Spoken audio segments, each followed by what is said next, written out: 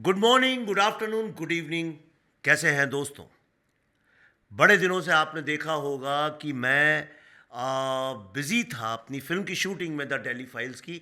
तमाम लोग पूछते रहे, सर आप गायब कहाँ हैं, गायब कहाँ हैं? सोशल मीडिया में आजकल वैसे नहीं लिखते जैसे पहले लिखते थे। देखिए, ऐसा है कि फ़िल्म मेकिंग जो है वो अपने आप में कम से कम 12 से 14 घंटे उसमें लगते हैं।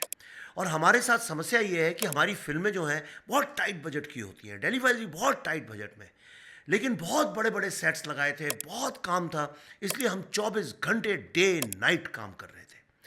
अब आई एम बैक। अब हम लोग काफ़ी सारा इंटरेक्शन करेंगे।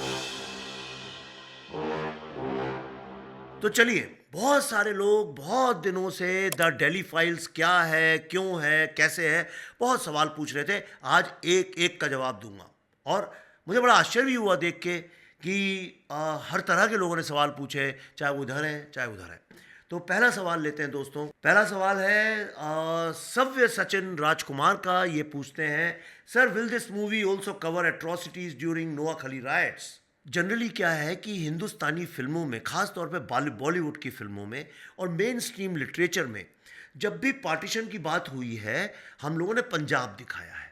इसलिए क्योंकि Bombay film industry generally Punjabi और लाहौर से और पेशावर वगैरह से जो लोग आए थे माइग्रेट करके, उनने कंट्रोल की। इसलिए हमेशा आपने देखा होगा ट्रेनों में, सब जगह जो लोग कट के आ रहे हैं, मर रहे हैं, ये सब पंजाब की स्टोरीज़ हैं।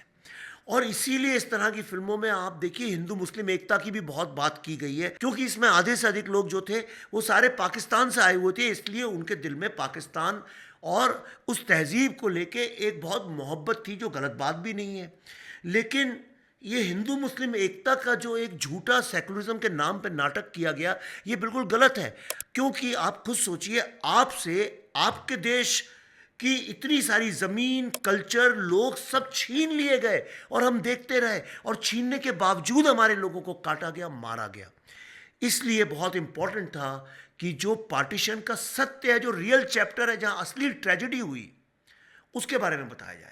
आप में से बहुत लोग नहीं जानते होंगे कि बंगाल एकमात्र ऐसी स्टेट है, शायद दुनिया में, हिंदुस्तान में तो है ही, जिसका 2 बार विभाजन हुआ।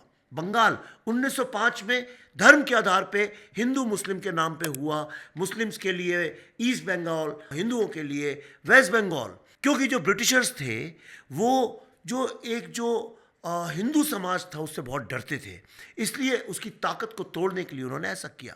उसके बाद दूसरा बंटवारा बंगाल का हुआ 1947 में, और उसके पहले ये बंटवारा होता नहीं अगर हिंदू लोग हिम्मत नहीं हारते तो। और वो ऐसे हुआ कि जिन्ना और सुहरावर्दी, जिसको बुचर ऑफ बंगाल बोला जाता है, इन लोगों ने डायरेक्ट एक्शन डे का ऐलान किया, जो कि 16 अगस्त को हुआ। 16 अगस्त जो कि उस वक्त रमज़ान का 8वां दिन था। 8वां दिन जो होता है उसे बैटल ऑफ बद्र मानते हैं, जहाँ पे 313 लोगों ने जो पेगन कल्चर वाले थे, यानी हमारे जैसे कई भगवानों को मानने वाले, उन लोगों को काफिर बोल के मारा था, और वो युद्ध जीता था बैटल ऑफ बद्र को। इन लोगों ने कहा बैटल ऑफ बद्र जो है, अब कलकत्ता में इस तरह से कर दो, इतना खून हिंदुओं का फैला दो कि डर के मारे कलकत्ता जो है कि बंगाल में दे दिया जाए। लेकिन उसी वक्त गोपाल पाठा और उनके जो लोग थे, सारे हिंदू यूनाइट हुए और उन्होंने जो लड़े, उसके कारण कलकत्ता बच गया। लेकिन नोआखली हम नहीं बचा पाए। इसलिए नहीं बचा पाए क्योंकि वहाँ पे डेमोग्राफी चेंज का गेम चल रहा था। ये जो फिल्म है आपको बताएगी ये डेमोग्राफी चेंज किस तरह से आपके देश को कमज़ोर बनाता है। तो ऑब्वियसली इसमें नोआखली है। नोआखली के बिना बंगाल के पार्टीशन की दर्दनाक कथा आप कभी सुना नहीं सकते। चौधरी विनीत तोमर पूछते हैं, सर मैंने डायरेक्ट एक्शन डे के बारे में कहीं पढ़ा था कि गोपाल पाठा नाम के व्यक्ति ने बहुत से हिंदुओं की जान बचाई, क्या फिल्म में उनका रोल है?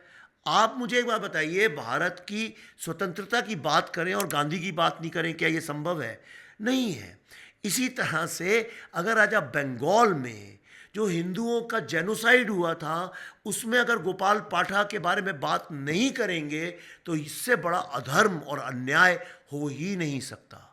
गोपाल पाठा के बारे में सेकुलर और कम्युनिस्ट लोगों ने बहुत अफवाहें फैलाई, उनको गुंडा बोला, उनको मव्वाली बोला, उनको गैंग लीडर बोला। पर सवाल जो मैं उठाना चाहता हूँ, भले ही एक गुंडा अगर आपके परिवार को, आपकी बहनों बेटियों की इज्जत को बचाता है, लोगों को यूनाइट करके, तोड़ के नहीं, तो वो आदमी आपकी नज़र में हीरो है या विलेन, ये डिसाइड आपको द डेली फाइल्स देखने के बाद करना होगा। एंड आई एम श्योर आपका डिसीजन क्या होगा।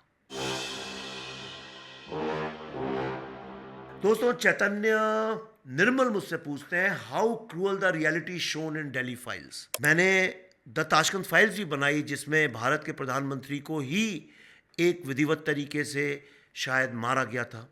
मैंने अर्बन नक्सल्स भी बनाई, जिसमें कि नक्सल और कम्युनिस्ट लोगों की जो वायलेंस है उसके बारे में बात करी, एक्सट्रीमिज्म की। मैंने कश्मीर फाइल्स भी बनाई। कश्मीर फाइल्स बनाने के बाद मुझे ऐसा लगा था इससे अधिक आप कभी भी दर्दनाक कहानी बना ही नहीं सकते। लेकिन कश्मीर फाइल्स के दौरान रिसर्च करते करते हमारी टीम ने जब तथ्य हमारे सामने लाए जो कि बंगाल पार्टीशन के हैं, मुझे नहीं लगता कि मैंने किसी होलोकॉस्ट फिल्म में भी, अगर गैस चेम्बर्स की बात हम ना करें, इतने कम टाइम में 2 दिन के अंदर इतने सारे लोगों को काटा हो, और वो भी ऐसे दर्दनाक तरीके से जिसकी कल्पना करना मुश्किल है। औरतों को निर्वस्त्र करके उन लोगों को जहां पे बकरे लटकाए जाते हैं वहां पे लटका दिया गया था। Can you believe it? क्या बुढ़ों के साथ हुआ, क्या बच्चों के साथ हुआ। और वो भी एक बात, चलिए वायलेंस को हम लोग हायरार्की में कन्वर्ट नहीं करें, पर जो भारतीय सभ्यता, कल्चर, हमारा आर्किटेक्चर, हमारा बिजनेस, हमारी सोच, उसके ऊपर जो अटैक हुआ वो कितनी वायलेंट थी। मुझे नहीं लगता है कि द डेली फाइल्स बनाने के बाद और उसे देखने के बाद जो भी इसमें इन्वॉल्व है वो व्यक्ति वही का वही रहेगा जो फिल्म देखने के पहले था। आप जब फिल्म देख के निकलेंगे, मैं आपको गारंटी कर सकता हूँ आप एक अलग तरह के व्यक्ति होंगे। आपको हिंदू सभ्यता को बचाने के लिए क्या करना चाहिए, आपके दिल में एक नई चेतना जगेगी। क्योंकि अगर हम सचेत हैं तो कोई हमारी चीज को चुरा नहीं सकता। भट्टाचार्य जी 900 ने पूछा है, will it be as brutal as Kashmir files. मेरा एक बड़ा छोटा सा जवाब है, if the Kashmir files disturbed you, the Delhi files will destroy you. अगर आपका दिल कमजोर है तो मेरी सलाह है इस फिल्म को ना देखें, लेकिन तो मैं आपसे कहूंगा टिश्यू पेपर्स का एक पूरा बॉक्स अपने साथ लेकर जाइएगा। भीकू मात्रे जी, जिनका हैंडल है ट्विटर पे मुंबई चाय डॉन, वो पूछते हैं what are the sources of history for this film. तो इस फिल्म को हमने रिसर्च जो है करीब 4.5 साल किया और इसको 3 पार्ट्स में डिवाइड किया, प्राइमरी रिसर्च, सेकेंडरी रिसर्च और टर्शरी रिसर्च। प्राइमरी रिसर्च में हमने जाके उन जगहों पे जहाँ पे ये विनाश हुआ, जहाँ हिंदू जेनोसाइड हुआ, उसको स्टडी किया, ये प्राइमरी में।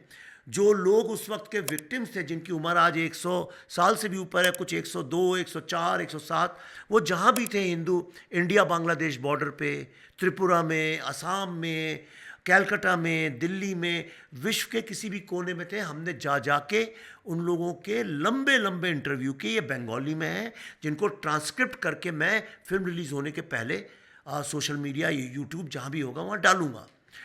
फिर हमारा सेकेंडरी जो था रिसर्च, उसमें हमने जितनी भी किताबें लिखी गई हैं, चाहे वो लेफ्ट की हों, चाहे सेंट्रिस्ट हों, चाहे राइट की हों, चाहे वो वेस्ट की हों, चाहे वो इंडिया की हों, चाहे ईस्टर्न वर्ल्ड से हों, चाहे सेकुलर लोग हों, चाहे फंडामेंटलिस्ट लोग हों, हर तरह की विचारधारा में किताबें तो देखिए पार्टीशन के ऊपर तमाम लिखी गई हैं। मुझे नहीं लगता इस सब्जेक्ट पे इससे ज़्यादा किताबें लिखी जा सकती हैं।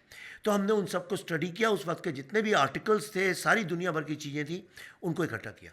थर्ड, हमने अपने अपने लेवल पे रिसर्च को क्राउड सोर्स किया।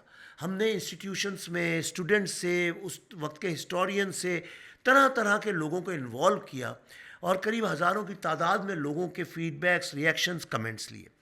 इन तीनों के बाद हमने एक जो कॉमन सबसेट है इन सब का, जिसमें तीनों वेन डायग्राम में जो तीनों एक दूसरे को क्रॉस करते हैं, जो कॉमनलिटी, मतलब जो हाथ से और जो बातें लेफ्ट विंग ने भी लिखी हैं, राइट विंग ने भी लिखी हैं, सेंट्रिस्ट ने भी लिखी हैं, एकेडमिशियंस ने भी लिखी हैं, पॉपुलर नॉवलिस्ट ने भी लिखी हैं, जेन्युइन हिस्टोरियंस ने भी लिखी हैं, फेक हिस्टोरियंस ने भी लिखी हैं, उन सब की जो किताबें हैं और जो वारदात और किस्से हमको लाइव इंटरव्यूज़ में 100 साल के ऊपर के विक्टिम्स ने बताए, उनके बीच की कॉमनैलिटी निकाली।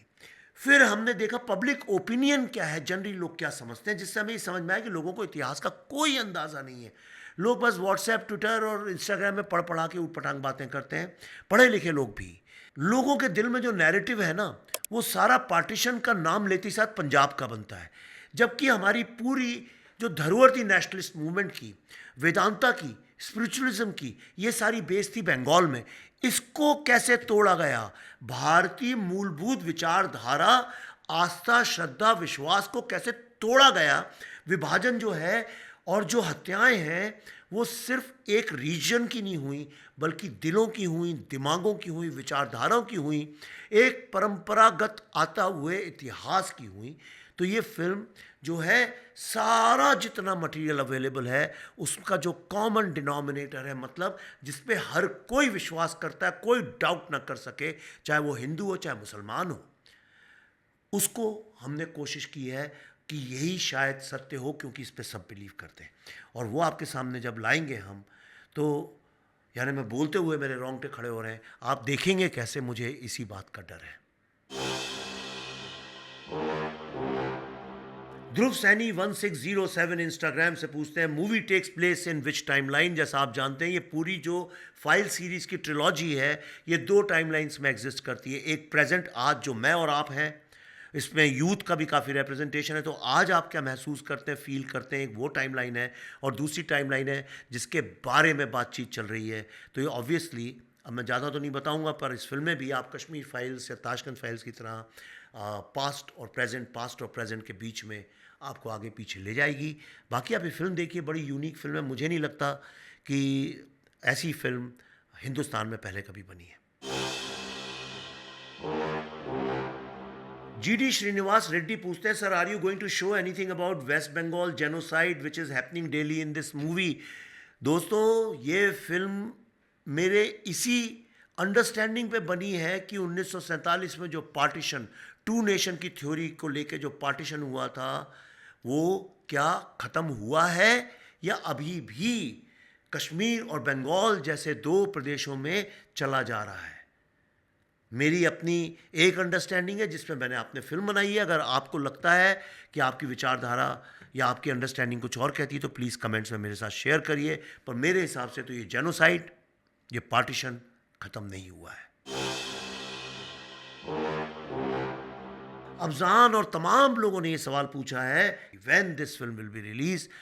दोस्तों, ये फिल्म 15 अगस्त 2025 को पूरे विश्व में आपके थिएटर, जो भी आप जहां जाते हैं वहां पे लगेगी। मुझे पूरा विश्वास है इस बार हमको थिएटर्स ज़्यादा मिलने चाहिए।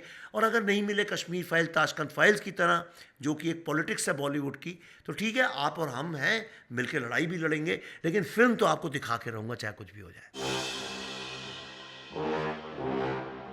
ट्विटर पे विक्रमादित्य पूछते हैं, स्पॉइल्ड ब्रैट नाम से चलाते हैं अपना account, will this be dubbed in other languages? Yes, ये फिल्म जो है डेफिनेटली, मेरा जो अभी जो इच्छा है इसको तेलुगु में और बंगाली में डब करने की। आगे देखते हैं किस तरह से सारी प्लानिंग जाती है, मार्केट कैसे रिस्पॉन्ड करता है। एक बात मैं आपको यहाँ भी समझाना चाहता हूँ कि फ़िल्म ज़्यादा से ज़्यादा रिलीज़ हो, बहुत दूर तक जाए और लोग इसको देखें, उसके लिए आपकी बहुत आवश्यकता है। आप जब तक इस फिल्म के लेके बातचीत नहीं करेंगे, आप थिएटर ओनर से नहीं बोलेंगे कि ये फिल्म हमारे यहाँ लगाओ, प्राइम टाइम पे लगाओ, तब तक देखिए इस फिल्म में कोई ऐसा स्टार तो है नहीं बॉलीवुड टाइप का कि आए, नाच गाना किया, एक्शन किया, निकल गए, अच्छे कपड़े पहने, आपसे पैसा वसूल किया, आपका टाइम वेस्ट हुआ, उनको मिले 150-200 करोड़। तो ऐसी तो हमारी फिल्म में कोई स्टार नहीं है। हमारी फिल्म कंटेंट बेस्ड है, सत्य के ऊपर आधारित है। ये फिल्म एक प्रयत्न है कि किस तरह से इंडियन सिनेमा में हिंदू वॉइसेस को जगह मिले, उसको लेके मेरी लड़ाई है। अगर आप चाहते हैं हिंदू वॉइसेस को जगह मिले, तो ये आपकी फिल्म है, मेरी नहीं है। आपको फोर्स करना है थिएटर्स को कि ये फिल्म वो लगाएं और उसी तरह से लगाएं जिस तरह से एक फिल्म को लगना चाहिए। दोस्तों, रस्तोगी अमित ने मुझसे पूछा है, नीलेश कुमार सिंह ने पूछा है, तमाम लोग मुझसे पूछ रहे हैं, अगर ये फिल्म बंगाल के बारे में है, अगर बंगाल में हुए हिंदू जेनोसाइड के बारे में है, अगर हिंदुओं पे हुई सबसे बड़ी अत्याचार और ट्रेजेडी की कहानी जो कि बंगाल में हुई उसके बारे में है, तो फिल्म का नाम द दिल्ली फाइल्स क्यों है? दोस्तों, ये मेरे मैं बाध्य हूँ कि मैं पूर्ण सत्य आपको अभी ना बता पाऊँ, लेकिन आपको इतना बता सकता हूँ, ये फ़िल्म 2 पार्ट में है। पहला पार्ट है बंगाल चैप्टर। दूसरा पार्ट क्या है, बहुत सारे लोग समझ चुके हैं। मेरे लिए बोलना मुझे शोभा नहीं देता क्योंकि ये गलत होगा, लेकिन सेकंड पार्ट जिसका बहुत सारे लोग समझ चुके हैं और जिन्हें इंतज़ार है, शायद उसी के बारे में होगा। लेकिन ये द डेली फाइल्स क्यों कहलाती है मेन फिल्म, ये जब आप पहला पार्ट देखेंगे उसके अंत में जाके आपको समझ में आएगा why the Delhi files and not just the Bengal files. और शायद आपको ये भी समझ में आए कि उसके बाद सेकंड पार्ट में ये कहानी कहाँ जाने वाली है। पर मैं आपको इतना ही कहूँगा कि if the Kashmir files disturb you, this film will destroy you. आप ये भूल भी जाएंगे कि इसका नाम डेली फाइल्स है या बंगाल फाइल्स है। कायदे से तो इसका नाम द हिंदू फाइल्स होना था या द भारत फाइल्स होना था, लेकिन हिंदू फाइल्स और भारत फाइल्स टाइटल्स कोई ले चुका था और हमें मिले नहीं थे, इसलिए हमने अपना जो टाइटल था Delhi files the Bengal chapter उसी के साथ कंटिन्यू किया। एक तो आजकल नाम ही नहीं समझ में आते जिस तरह से लोग लिखते हैं।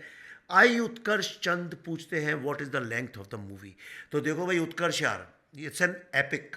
ये कोई एक आध इंसिडेंट के ऊपर नहीं है। आपके दादा दादी, हमारे दादा दादी, हमारे पूर्वजों के ऊपर जो अत्याचार हुआ, भारत की जो अस्मिता है, भारत का जो एक गर्व था, उसको कैसे तोड़ा गया, भारतीय इतिहास को, हमारी परंपराओं को, हमारी आस्था विश्वास को कैसे कुचला गया, हमारे मंदिरों को, हमारे साहित्य को, हमारे ग्रंथों को कैसे जलाया गया, कैसे हिंदुओं को 2 दिन के अंदर इतने ज़्यादा हिंदुओं को मारा गया, औरतों के रेप हुए, कन्वर्जन्स हुए। ये कहानी कोई छोटी कहानी नहीं है। इसके ऊपर तो देखिए कम से कम हज़ारों किताबें लिखी गई हैं, तब भी ये कहानी कंप्लीट नहीं है। तो इस फिल्म को दिखाने के लिए वक्त चाहिए। दुनिया की जितनी भी एपिक्स हैं वो लंबी हुई हैं और मेरी फिल्में जनरली लंबी होती भी हैं। कश्मीर फाइल ही 3 घंटे लंबी थी, तो ऑब्वियसली उससे छोटी तो हो नहीं सकती, क्योंकि वो सिर्फ कश्मीर के बारे में थी। ये पूरे भारत के दर्दनाक हिंदू जेनोसाइड के इतिहास के बारे में है। तो देखिए, पर ये लंबी फिल्म होगी, कड़ा दिल करके आइए। पैसे वसूल ना हो तो आप बोलिएगा ये लंबी क्यों थी। दोस्तों, अलका भाई ने मुझसे पूछा है where do you get the strength. मैं आपको ईमानदारी से बताता हूँ, सब मुझसे पूछते हैं, मैं सेट पे भी शूटिंग करता हूँ, कि इतनी एनर्जी मुझ में कहाँ से आती है, मैं दिन रात इतना काम, इतने सारे विषयों पे काम कैसे करता हूँ। मुझे ऐसा लगता है कि हर इंसान दुनिया में इसी एनर्जी के साथ पैदा होता है। आप बच्चे को देखिए, कितनी चीज़ें बच्चा करता है एक साथ, 24 घंटे कुछ ना कुछ, अगर सो नहीं रहा है तो करता ही रहता है। बच्चों के दिमाग बहुत विविड इमेजिनेशन के साथ होते हैं, बच्चों में बहुत एनर्जी होती है, हम यूथ तक वही एनर्जी रहती है, लेकिन धीरे धीरे क्या होता है, हम सब बंध जाते हैं मजबूरियों में। तो उसके बाद हम लोगों को लगता है नहीं, अब हम लोगों को एक ही चीज़ पे फोकस करना चाहिए। थोड़ा मुझ पे आशीर्वाद भी है, माँ सरस्वती का आशीर्वाद है, मैं उनको बहुत मानता हूँ। मैं शिव की फ़िलॉसफी को बहुत मानता हूँ और मुझे ऐसा लगता है कि जब तक उनका आशीर्वाद है तब तक मुझ में शक्ति रहेगी। लेकिन शक्ति सिर्फ श्रद्धा और विश्वास से नहीं आती है। शक्ति एक और चीज़ से आती है जो मैं रियल लाइफ में करता हूँ, और वो है थोड़ी बहुत एक्सरसाइज और खाने पे बहुत ज़बरदस्त नियंत्रण। ऐसा नहीं है कि मैं मिठाई नहीं खाता या मैं बाज़ार का खाना नहीं, मैं सब करता हूँ, लेकिन कभी करना हो तो कर लेता हूँ। पर अक्सर अमूमन मैं अपनी डाइट, अपनी विचार और आसपास के लोगों से मिल रहा हूँ, उसमें मैं बहुत नियंत्रण रखता हूँ, और ख़ास तौर पे जो लोग एनर्जी ड्रेनर्स होते हैं उनसे बहुत दूर रहता हूँ। ऐसा लिटरेचर, कहानी, कविताएं, चीज़ें, बातें, न्यूज़पेपर, मीडिया में देखता नहीं हूँ तो बहुत एनर्जी बचती है। सोशल मीडिया भी मैं कम देखता हूँ, जनरली सुबह देखता हूँ या रात को, इसीलिए जनरली सुबह ट्वीट्स करता हूँ। तो अपनी एनर्जी को बचाने का तरीका, एनर्जी वेस्ट करने वालों से दूर रहिए, एनर्जी वेस्ट करने वाले खाने से दूर रहिए, ऐसे किसी भी वातावरण से दूर रहिए जहाँ आपकी एनर्जी अननेसेसरीली वेस्ट होती है। और बाकी माता का आशीर्वाद है, माँ बाप का आशीर्वाद है,